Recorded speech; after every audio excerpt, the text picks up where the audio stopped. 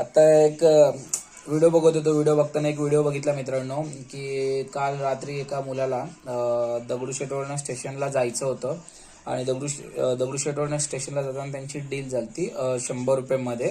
तर रिक्षावाल्याने त्याला घेऊन जाता जाता मध्येच कुठेतरी कसबा पेठेत कुठेतरी त्याला एक बिअर शॉपमध्ये त्यांनी बिअर घेतला आणि त्याला सांगितलं इथे तू 250 ऑनलाईन कर, 150 रुपये मी देतो असं त्याला सांगितलं. आणि पुढे जाऊन जसं बिअर पोरांनी पेमेंट केलं, थोडंसं पुढे जाऊन त्यांनी काय केलं, त्या पोराला उतरवलं, शिवे वगैरे देऊन हकलून दिलं. तर बघा, अशा मुळे ना आपल्या रिक्षावाल्यांची खूप बदनामी होते. असा आता मी तो व्हिडिओमध्ये त्यांनी सांगितलं त्या मित्राने की त्या रिक्षावाल्याला शोधला वगैरे, पण भेटलं नाही. आणि तो मुलगा पुण्यातला नव्हता, तर बाहेर मनमाडचा होता, साधा तिडतिडा मुलगा होता.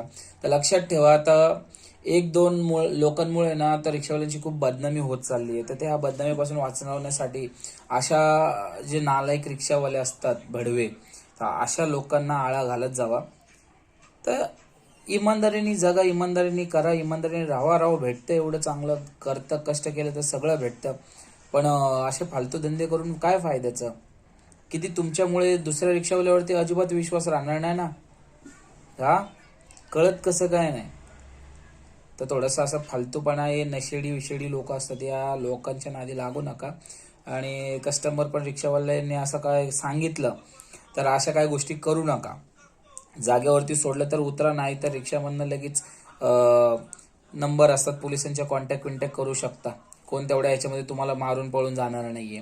तर कस्टमरनी पण सावध राहावा. आणि रिक्षावाल्यांना पण माझी विनंती आहे मित्रांनो, अशी फसवणूक करू नका.